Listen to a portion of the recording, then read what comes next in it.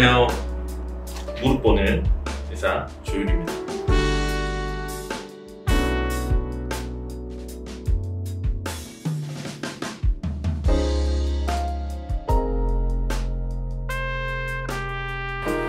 후방 십자인대가 파열됐을 때 환자들이 자각하지 못할 수 있나요? 네, 전방 십자인대보다 후방 십자인대 파열은 30배 정도 그 비율이 작고, 그리고 실제로 무릎의 후방, 즉 뒤쪽 깊은 곳에 위치하고 활액막이 쌓여 있기 때문에 파열이 되더라도 피가 실제로 밖으로 잘 나오지 않기 때문에 우리가 보통 혈종을 느끼지 못하는 경우가 많이 있습니다. 그리고 전방 십자인대와는 달리 수상할 때 뚝 하는 소리가 잘 나지 않기 때문에 우리가 환자들이 실제로 경기 중에 다치더라도 우리가 경기를 끝까지 뛰고 오는 경우도 많이 있을 정도로 우리가 특징적인 증상이 없다고 볼 수 있습니다. 그리고 후방 십자인대는 환자분이 스스로 불안정을 느껴서 오는 경우는 별로 없기 때문에 실제로 후방 십자인대를 파열이 되더라도 많이 놓치는 경우가 많이 있습니다. 후방 십자인대는 어떤 기능을 하나요? 무릎을 우리가 30에서 90도 정도 구부렸을 때 대퇴골에 대해서 경골이 뒤로 밀리는 것을 막아주는 것이 후방 십자인대의 1차적인 기능입니다. 그리고 우리가 무릎을 구부리고 펼 때 후방, 즉 중심에 위치하기 때문에 우리 피봇의 중심점, 센터라고 볼 수 있습니다. 그리고 후방 십자인대는 두 가지 다발로 구성되는데, 특히 전외측 다발이란 것이 굵고 그리고 주된 다발인데, 이것은 우리 무릎을 구부린 상태에서 주로 힘을 받게 되고, 후내측이라는 다발은 무릎을 폈을 때 힘을 받게 됩니다.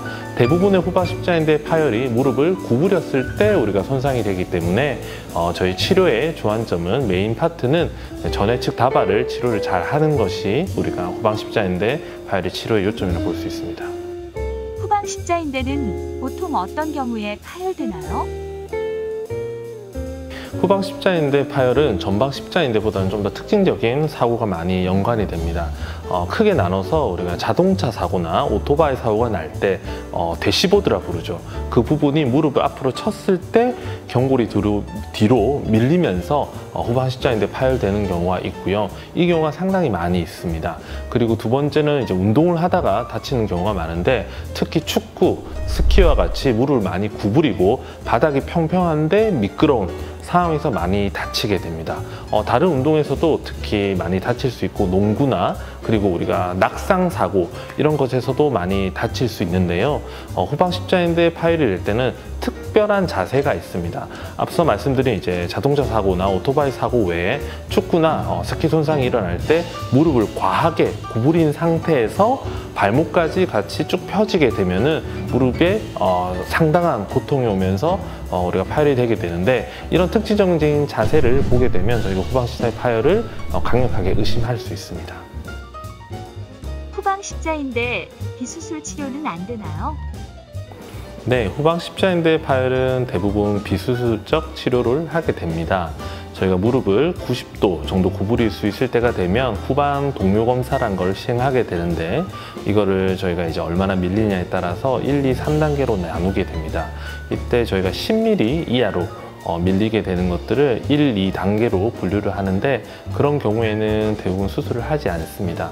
저희가 하지만 기부스를 잘 해줘야 되는데, 다리를 쭉 편 상태로 2주에서 6주 정도 저희가 기부스를 하게 되는데, 이때 경골이 뒤로 밀리지 않게 잘 후방을 잡아줘야 되는 상태로 해줘야 됩니다. 그리고 그 이후에는 후방을 잡아주는 보조기를 착용하여 일상생활에 복귀하게 되는데요.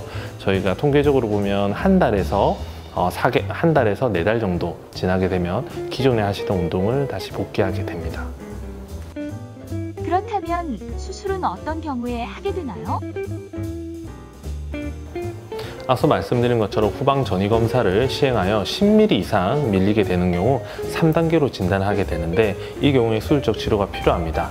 또한 동반된 연골 손상이나 다른 인대 손상이 있을 경우에도 수술적 치료를 생각하게 됩니다. 이를 시행하지 않았을 경우에 후방 불안정성이 증가되게 되는데 이때 무릎 안쪽이나 무릎 앞쪽에 압력이 증가되게 되어 동반된 연골 손상이나 다른 퇴행성 관절염이 빨리 올 수 있기 때문에 수술적 치료를 고려하게 되는 것인데요.